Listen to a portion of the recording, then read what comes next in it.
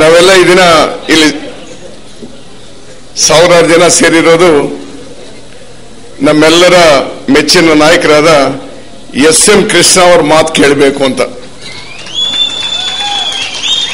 ನಾನು 2 ನಿಮಿಷ ನಮ್ಮಣ್ಣ ಜಯಚಂದ್ರ ಅವರು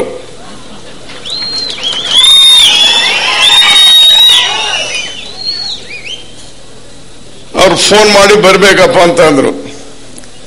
ಏನನ್ನ ಅಂದೆ, ಇಷ್ಟು ಮುಂಚೆ ಒಂದು ಮಾತು ಕೊಟ್ಟಿದ್ವಪ್ಪ ನಾವು ಈ ಎಲೆಕ್ಷನ್ ಅಲ್ಲಿ. ನಾನು ಕೂಡ 1-2 ದಿನ ಬಂದಿದ್ದೆ ಎಲೆಕ್ಷನ್ ಪ್ರಚಾರದಲ್ಲಿ. ಅವಾಗ ನಾವೆಲ್ಲರೂ ಕಲ್ತು ಎಸ್.ಎಂ. ಕೃಷ್ಣ ಅವರ ಆಶೀರ್ವಾದದಿಂದ ಒಂದು ವಚನ ಕೊಟ್ಟಿದ್ವಿ. ಮೊದಲು ಕೆರೆಗೆ ನೀರು ತರ್ತೀವಿ ಅಂತ. ಆ ಯೋಜನೆ ಸ್ಯಾಂಕ್ಷನ್ ಆಗಿದೆ. ಅದಕ್ಕೆ ಶಂಕುಸ್ಥಾಪನೆ ಮಾಡಲಿಕ್ಕೆ ಮುಖ್ಯಮಂತ್ರಿ ಅವರು ಎಲ್ಲರೂ ಬರ್ತಾ ಇದ್ದಾರೆ, ಬರಬೇಕು ಅಂತ ಅಂದ್ರು. ಬಂದೇ ಈ ದಿನ. ಮತ್ತು ನಿನ್ನೆ ಏನೋ ಫೋನ್ ಮಾಡಿದ್ರು ಯಾರು, ಕೆಲವರು ಯಾರು ಆಕ್ಷೇಪಣೆ ಮಾಡ್ತಾ ಇದ್ದಾರೆ, ರಘುವೀರಾರೆಡ್ಡಿ ಹೆಂಗ್ ಬರ್ತಾನೆ ಇಲ್ಲಿಗೆ ಅಂತ. ಏನ್ ನಾವೇನಾದ್ರು ವೀಸಾ ತಗೊಂಡಿಲ್ಲ ಅನ್ನೋದು ಬರ್ಬೇಕಾ ಇಲ್ಲಿಗೇನಾದ್ರು?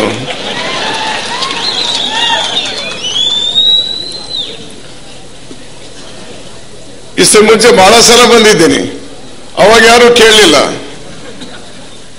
ಏನ್ ನಿನ್ನೆ ಮೊನ್ನೆ ಯಾರು ಕೇಳಿದ್ರಂತೆ. ಅವರು ಕೂಡ ನನ್ನ ಸ್ನೇಹಿತರೆ, ಅವ್ರಿಗೆ ಹೇಳೋದು ಅದು ಸರಿಯಾದಲ್ಲ. ಈಗ ರಾಜಕೀಯದಲ್ಲಿ ಒಂದು ವಿಶ್ವಾಸ ಬೆಳೆಸೋ ಒಂದು ಪ್ರಯತ್ನ ನಡೀತಾ ಇದೆ. ಎಲ್ಲಾ ರಾಜಕಾರಣಿಗಳ ಬಗ್ಗೆ ಸ್ವಲ್ಪ ವಿಶ್ವಾಸ ಕಮ್ಮಿ ಆಗ್ತಾ ಇರೋ ಸಂದರ್ಭದಲ್ಲಿ ನಮ್ಮ ಅಣ್ಣ ಜಯಚಂದ್ರ ಅವರು ಕೊಟ್ಟಿರೋ ಮಾತನ್ನು ಉಳಿಸ್ಕೊಂಡಿರೋ ಸಂದರ್ಭದಲ್ಲಿ ನಾವೆಲ್ಲ ಬರೋದು ನಮ್ಮ ಸಂಸ್ಕಾರ. ಜಯಚಂದ್ರ ಅವರು ಎಲ್ಲಿ ಹೆಜ್ಜೆ ಹಾಕಿದ್ರೆ ಅಲ್ಲಿ ಅಭಿವೃದ್ಧಿ. ಅಂದ್ರೆ ಜಯಚಂದ್ರ ಅವರೊಬ್ಬರದ್ದು ಅಲ್ಲ, ನಮ್ಮ ಸಂಸ್ಕೃತಿ ಅದು. ದಿನ ನಿಮ್ಮೆಲ್ಲರೂ ಶುಭಾಶಯ ತಿಳಿಸ್ತಾ ಇದ್ದೀನಿ. ಒಂದು ಒಳ್ಳೆ ಯೋಜನೆಗೆ ಈ ದಿನ ಶಂಕುಸ್ಥಾಪನೆ ಮಾಡ್ಕೊಳ್ತಾ ಇದ್ದೀರಾ. ಒಂದು 6 ತಿಂಗಳ ಒಳಗಡೆನಲ್ಲಿ ಆ ನೀರು ಬರ್ತವೆ.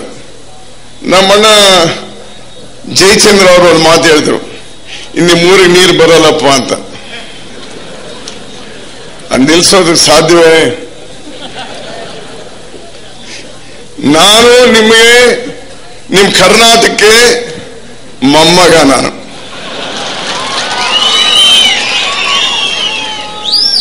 ನಿಮ್ಮೂರು ಅಳಿಯ, ನಾನು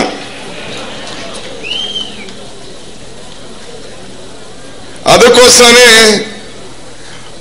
ಅವರು ನೇರವಾಗಿ ಕೊಡೋದಕ್ಕೆ ಸ್ವಲ್ಪ ಕಷ್ಟ ಆದ್ರೂ ಕೂಡ ನಮ್ಮ MLA MLC ಇಷ್ಟೊತ್ತು ನನ್ನ ಜೊತೆ ಬಂದ್ರೆ ನಮ್ಮ ತಿಪ್ಪೇಸ್ವಾಮಿ ಸುಧಾಕರ್, ನಮ್ಮವರೆಲ್ಲ ಬಂದಿದ್ದಾರೆ. ಕೆಲವರು ಒಂದು 10-15 ವೆಹಿಕಲ್ ನನ್ನ ಹಿಂದ್ಗಡೆ ಬಂದರು ಅಗಳಿಯಿಂದ.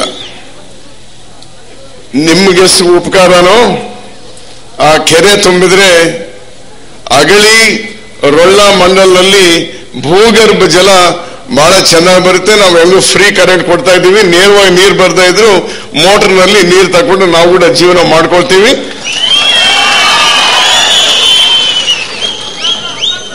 ಅಲ್ಲ ಅಮರಾಪುರ ಕೂಡ ಬರ್ತಾ ಇದೆ ಅಂತ. ಮತ್ತೆ ಇನ್ನೊಂದು ದುಡ್ಡು ಜಾಸ್ತಿ ಇದ್ದಾರೆ, ಯಾಕಂದ್ರೆ ನಿಮ್ ಗುರುಗಳು ಎಸ್.ಎಂ. ಕೃಷ್ಣ ಅವರು ಡೆಲ್ಲಿನಲ್ಲಿ ಇದ್ದಾರೆ ಅಂತ ಮತ್ತೊಂದು 20-30 ಕೋಟಿ ತಂದು ಮತ್ತು ಕೆರೆ ಕಾಂಕ್ರೀಟ್ ಆಗ್ಬೇಡವಣ್ಣ ನೀನು.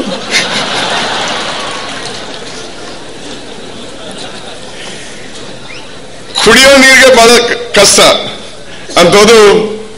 ಈ ದಿನ ಕುಡಿಯೋ ನೀರು, ಕೆರೆಗಳು ಎಷ್ಟೊಂದು ಉತ್ತಮವಾದ ಯೋಜನೆ. ಇದನ್ನ ಈ ಪುಣ್ಯ ಕಾಲದಲ್ಲಿ ನಾವು ಭಾಗಿಯಾಗಿರೋದು ಬಹಳ ಸಂತೋಷ. ಇದನ್ನ ಮನೆ ಮುಖ್ಯಮಂತ್ರಿ ಅವರು ಇರ್ತಾರೆ ಅಂದ್ಕೊಂಡೆ ನಾನು.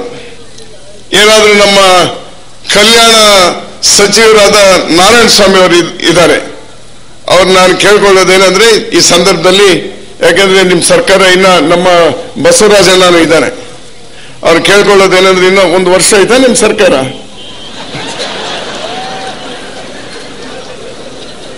ಈ ಮಧ್ಯದಲ್ಲಿ ಯಾಕಂದ್ರೆ ಮೊನ್ನೆ ಪಾವಗಡದವರೆಲ್ಲ ಬಂದಿದ್ರು. ಪಾವಗಡದವರು ನಮ್ಮ ವೆಂಕಟರಮಣ ಮಗ ಇದೆಯೇನಪ್ಪ ನೀನು?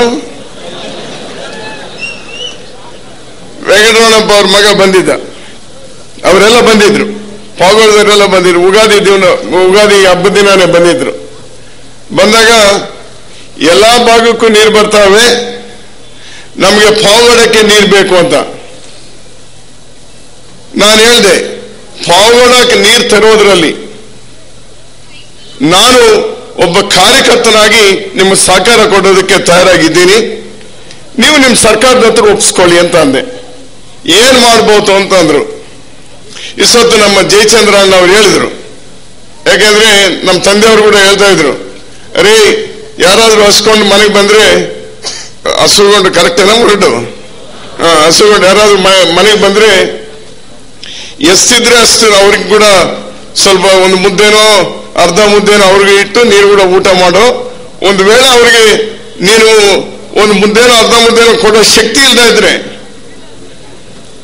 ಆ ಮುದ್ದೆ ಇಡೋ ಒಂದು ಮನೆ ಆದ್ರೂ ತೋರಿಸೋ ಅಂತ ನಮ್ಮ ತಂದೆ ಅವರು ಹೇಳಿದ್ರು.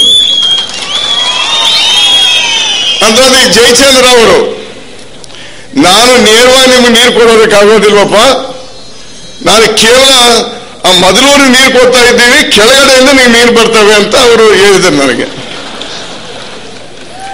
ನೇರವಾಗಿ ನೀರು ಬರೋದು ನೀವು ತುಂಗಭದ್ರಾ ಡ್ಯಾಮ್ ಐತೆ ಅಂತ ತೋರಿಸಿದ್ರು. ನಮ್ಮ ತಂದೆಯವರೇ ನೆನಪು ಬಂದ್ರು ಅವ್ರು ಆ ಮಾತು ಹೇಳಿದಾಗ. ಅದು ಹೇಳ್ದೆ ನಾನು ಪಾವಗಡದವರಿಗೆ, ನೋಡಪ್ಪ, ತುಂಗಭದ್ರಾ ಜಲಾಶಯದಿಂದ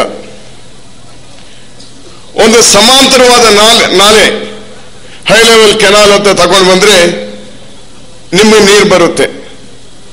ಆ ನಾಲೆ ತೆಗೆಯೋದಕ್ಕೆ ಎಷ್ಟು ದುಡ್ಡು ಖರ್ಚಾಗ್ತೈತೆ ಅರ್ಧ ದುಡ್ಡು ನಾವು ಕೊಡ್ತೀವಿ, ಜಮೀನು ಕೊಡ್ತೀವಿ, ನಾವು ಪೂರ್ತಿ ಸಹಕಾರ ಕೊಡ್ತೀವಿ. ಈ ದೇಶದಲ್ಲೇ ಶನೇಶ್ವರ ದೇವಾಲಯಲ್ಲಿದೆ, ಆ ಕ್ಷೇತ್ರಕ್ಕೆ ಸಹಾಯ ಮಾಡದೇ ಇದ್ರೆ ಅದು ಸರ್ಕಾರ ತಪ್ಪಾಗ್ತೈತೆ, ರಾಜಕಾರಣಿ ನಮ್ದು ತಪ್ಪಾಗ್ತೈತೆ ಅಂತ ಹೇಳಿದೆ. ಅವ್ರ ಮುಖ್ಯಮಂತ್ರಿ ಅವರ ಹತ್ರ ದಿನ ಯಡಿಯೂರಪ್ಪ ಅವರಿದ್ರು, ಮತ್ತು ಬೊಂಬೈನವರು, ಅವಾಗ ನೀರಾವರಿ ಸಚಿವರು, ಈಗ ಅವರೇ ಅಂದ್ರೆ ಬೊಂಬೈಯವರ ಮಗ, ನಮ್ಮ SR ಬೊಂಬೈನವರ ಮಗ, ಅವರು ನಾನು ಫೋನ್ ಮಾಡಿದ್ರು. ಈಗ ಪಾವಗಡ ಅವ್ರು ನಿನ್ನ ಹತ್ರ ಬಂದಿದ್ರಂತೆ, ನನ್ನ ಹತ್ರ ಕೂಡ ಬಂದಿದ್ದಾರೆ, ನಮ್ಮ ಮುಖ್ಯಮಂತ್ರಿ ಅವರು ಕೂಡ ಹೇಳಿದ್ದಾರೆ, ನೀವು ಇದೇನಾದ್ರೂ ತುಂಗಭದ್ರಾ ಇಂದ ನೀರು ತರೋದಿದೋ ಅದು ಎರಡು ಭಾಗಕ್ಕೂ, ಅಲ್ಲಿ ಬಳ್ಳಾರಿಗೂ ಅನಂತಪುರ ಜಿಲ್ಲೆಗೂ ಎರಡಕ್ಕೂ ಉಪಯೋಗ ಬೀಳುತ್ತೆ ಅಂತ ಹೇಳಿದ್ಯಂತೆ. ಅದು ನಾವು ಕುಂತ್ಕೊಂಡು ಮಾತಾಡೋಣ ಅಂತ ಅಂದ್ರು. ತಪ್ಪದಂತೆ ಸರ್, ನೀವು ಯಾವಾಗ ಹೇಳಿದ್ರು ಕುಂತ್ಕೊಂಡು ಮಾತಾಡೋಣ ಅಂದ್ರೆ ಅವ್ರು ಲೆಟರ್ ಕೂಡ ಕಳಿಸಿದ್ದಾರೆ. ಅದಕ್ಕೋಸ್ಕರ ನಾರಾಯಣ ಸ್ವಾಮಿ ಅವ್ರಿಗೆ ಹೇಳ್ತಾ ಇದ್ದೀನಿ, ನಾವು ಪೂರ್ಣವಾದ ಸಹಕಾರ ಕೊಡೋದಕ್ಕೆ ತಯಾರಾಗಿದ್ದೀವಿ. ದಯವಿಟ್ಟು ಅದು ಒಂದು ಡೆಸರ್ಟ್ ಇದ್ದಂಗೆ, ಪಾವಗಡ ಬಗ್ಗೆ ಯಾವಾಗಾದ್ರೂ ಹೋಗಿದ್ದೀರೋ ಇಲ್ವೋ, ನಮ್ಮ ಪರಮೇಶ್ವರ್ ಸಾಹೇಬ್ರನ್ನ ಕೇಳಿ, ಕರೆಕ್ಟ್ ಆಗಿ ಹೇಳ್ತಾರೆ. ಅದು ದಯವಿಟ್ಟು ಅದು ನೀವು ಸಹಕಾರ ಕೊಡ್ರಿ, ನಿಮಗೂ ಉಪಯೋಗ ಬೀಳ್ತೈತೆ, ಬಳ್ಳಾರಿಗೂ ಅನಂತಪುರಕ್ಕೂ ಉಪಯೋಗ ಬೀಳ್ತೈತೆ. ನಮ್ಮಿಂದ ಪೂರ್ತಿ ಏನ್ ಬೇರೆ ನೀರಿಲ್ಲ, ಸರ್ಪ್ಲಸ್ ವಾಟರ್. ಯಾವ್ದಾದ್ರೆ ಸಮುದ್ರಕ್ಕೆ ಹೋಗ್ತಾ ಇದೆ, ನಮ್ಮ ಅಣ್ಣ ಹೇಳ್ತಾ ಇದ್ರು ಇಷ್ಟೊತ್ತು ಜಯಚಂದ್ರ ಅವರು, 80 TMC ಹೋಗ್ತಾ ಇದೆ ಅಂತ. 80 TMC ಅಲ್ಲ ಸರ್, ಅದರಿಂದ ಪ್ರತಿ ವರ್ಷ 100-150 TMC ಸಮುದ್ರಕ್ಕೆ ಹೋಗ್ತಾ ಇದ್ದಾವೆ. ದಯವಿಟ್ಟು ಆ ಸರ್ಪ್ಲಸ್ ವಾಟರ್ ತಗೊಂಡು ಬರೋದಕ್ಕೆ ಅವಕಾಶ ಇದೆ. ದಯವಿಟ್ಟು ನಿಮ್ಮ ಮುಖ್ಯಮಂತ್ರಿ ಅವರ ಹತ್ರ ಮಾತಾಡಿ, ನಾನು ನಮ್ಮ ಮುಖ್ಯಮಂತ್ರಿ ಅವರ ಹತ್ರ ಮಾತಾಡ್ತೀನಿ. ಪೊಲಿಟಿಕಲ್ ಡಿಸಿಷನ್ ತಗೋಬೇಕು, ಅಧಿಕಾರ ತಗೊಳ್ಳೋ ಡಿಸಿಷನ್ ಅಲ್ಲ, ಅದ್ರ ಬಗ್ಗೆ ಮಾತಾಡೋಣ ಅಂತ ಈ ಸಂದರ್ಭದಲ್ಲಿ ಹೇಳ್ತಾ, ಏನಾದ್ರೂ ಹಿರಿಯರು ಬಹಳ ಜನ ಇದ್ದಾರೆ. ನಮ್ಮ ನಾಯಕರಾದ SM ಕೃಷ್ಣ ಅವರು ಒಂದೇ ಮಾತು ಹೇಳಿ, ಯಾಕೆಂದ್ರೆ ಒಂದು ಸಂಕಲ್ಪ ಒಳ್ಳೇದಾಗಬೇಕು, ಒಂದು ಉದ್ದೇಶ ಒಳ್ಳೇದಿರಬೇಕು. ಅವ್ರು ಒಳ್ಳೆ ಉದ್ದೇಶದಿಂದ ಅವರು ಮುಖ್ಯಮಂತ್ರಿ ಆಗಿರುವಾಗ ಕರ್ನಾಟಕದಲ್ಲಿ ಹಾಕಿರೋ ಬೀಜ ಈ ದಿನ ರಾಷ್ಟ್ರ ವ್ಯಾಪ್ತವಾಗಿ ಎಲ್ಲಾ ಸ್ಟೇಟ್ಸ್ ನಲ್ಲಿ ಕೂಡ ಈ ದಿನ ಇಂಪ್ಲಿಮೆಂಟ್ ಮಾಡೋದಕ್ಕೆ ಎಲ್ಲ ಪೋಟಿ ಬೀಳ್ತಾ ಇದ್ದಾರೆ. ಏನದು ಯಶಸ್ವಿನಿ ಅಂತ ಒಂದು ಪ್ರೋಗ್ರಾಮ್ ಪ್ರಾರಂಭ ಮಾಡಿದ್ರು. ಈ ಭಾರತ ಇತಿಹಾಸದಲ್ಲಿ ಯಾರಿಗೂ ಅಂತ ಇದೇ ಬರಲಿಲ್ಲ, ಕನಸಿನಲ್ಲಿ ಕೂಡ ಅಂತ ಮಾಡಬೇಕು ಅಂತ ಒಂದು ಯೋಚನೆ ಬರಲಿಲ್ಲ. ಅವರು ಮಾಡಿದ್ರು. ಅವ್ರು ಮಾಡಿ ಸ್ಟಾರ್ಟ್ ಮಾಡಿದ್ಮೇಲೆ ನಮ್ಮ ರಾಷ್ಟ್ರದಲ್ಲಿ ಈ ದಿನ 7.5 ಕೋಟಿ ಜನಕ್ಕೆ ಇವತ್ತು ರಾಜೀವ್ ಆರೋಗ್ಯಶ್ರೀ ಅಂತ ಹೇಳಿ ಎಲ್ಲರಿಗೂ, ಮೊನ್ನೆನೇ ನಮ್ಮ ಮುಖ್ಯಮಂತ್ರಿ ಹೇಳ್ತಾ ಇದ್ರು, ಆರೋಗ್ಯ ಬಗ್ಗೆ ಇರೋರು ಇಲ್ದ ಇರೋರಲ್ಲ, 8.5 ಕೋಟಿ ಜನ ಇದಾವೆ. 8.5 ಕೋಟಿ ಜನ ಕೂಡ ಒಬ್ಬೊಬ್ಬರಿಗೆ ಲಕ್ಷ ಆಗ್ಲಿ 2 ಲಕ್ಷ ರೂಪಾಯಿ ಆಗ್ಲಿ ಫ್ರೀ ಆಗಿ ಅವರಿಗೆ ಇವತ್ತು ಸರ್ಜರಿ ಮಾಡಿಸೋ ಒಂದು ಯೋಜನೆ ನಾವು ಇವತ್ತು ನಮ್ಮ ರಾಷ್ಟ್ರದಲ್ಲಿ ಮಾಡ್ತಾ ಇದ್ದೀವಿ ಅಂದ್ರೆ ಅದಕ್ಕೆ ಕಾರಕರು ನಮ್ಮ ಶ್ರೀಮಾನ್ ಎಸ್.ಎಂ. ಕೃಷ್ಣ ಅವರು. ಯಾಕಂದ್ರೆ ಇವರು ಟವರಿಂಗ್ ಪರ್ಸನಾಲಿಟೀಸ್. ಇವರು ನಾಳೆ ಎಲೆಕ್ಷನ್ಗೋಸ್ಕರ ಏನ್ ಮಾಡಬೇಕು ಅಥವಾ ನಾಳೆ ಕೋರ್ಟ್ ತಗೋಬೇಕಂದ್ರೆ ಏನ್ ಮಾಡಬೇಕು ಅಂತ ಕುಚಿತವಾಗಿ ಆಲೋಚನೆ ಮಾಡೋರಲ್ಲ ಇವರು ಸ್ಟೇಟ್ಸ್ಮನ್ ಅಂತ ಹೇಳ್ತಾರೆ. ಅಂತ ಹಿರಿಯರು ಇರೋದ್ರಿಂದಲೇ ಈ ದಿನ ಕೆಲವಾರು ಕೆಲಸಗಳು ನಡೀತಾ ಇದೆ. ಏನಾದ್ರೂ ಈ ದಿನ ಈ ಕ್ಷೇತ್ರದಲ್ಲಿ 285 ಕೋಟಿ ವಿರೋಧ ಪಕ್ಷದಲ್ಲಿ ಇದ್ರೂ ಕೂಡ ಡೆಲ್ಲಿಗೆ ಹೋಗಿ, ಯಾಕಂದ್ರೆ ಇಷ್ಟೊತ್ತು ಹೇಳ್ತಾ ಇದ್ರು ಅವ್ರಿಗೆಲ್ಲರೂ ಸ್ನೇಹಿತರೆ ಅಂತ. ಅವ್ರ ಸ್ನೇಹ ಎಲ್ಲಿ ಮಾಡ್ತಾರೆ ಅಂದ್ರೆ ಅಭಿವೃದ್ಧಿಗೆ ಯಾರಾದ್ರೆ ಅವ್ರು ಸಹಕಾರ ಕೊಡ್ತಾರೋ ಅವ್ರ ಹತ್ರ ಎಲ್ಲರ ಹತ್ರ ಕೂಡ ಅವ್ರು ಸ್ನೇಹ ಮಾಡ್ತಾರೆ. ನಮ್ಮ ಅಣ್ಣ ಜಯಚಂದ್ರ ಅವ್ರ ಬಗ್ಗೆ ನಿಮ್ಗೇನೋ ಸ್ವಲ್ಪ ನನಗೆ ಜಾಸ್ತಿ ಗೊತ್ತು, ಯಾಕಂದ್ರೆ ದಿನ ಫೋನ್ನಲ್ಲಿ ಮಾತಾಡ್ಕೊಳ್ತಾ ಇರ್ತೀವಿ ನಾವು. ಏನಾದ್ರೂ ಅವರು ಮಾಡ್ತಾ ಇರೋ ಕೆಲಸಕ್ಕೆ ಮತ್ತೊಂದ್ಸಲ ಶುಭಾಶಯ ಹೇಳ್ತಾ ನಮ್ಮ ಅಣ್ಣ ತಮ್ಮಂದಿರಿಗೂ ನಮ್ಮ ಅಕ್ಕ ತಂಗಿಯರಿಗೂ ಎಲ್ಲರಿಗೂ ಕೂಡ ನಾನು ನಮಸ್ಕಾರ ತಿಳಿಸ್ತಾ ಇದ್ದೀನಿ. ಜೈ ಹಿಂದ್.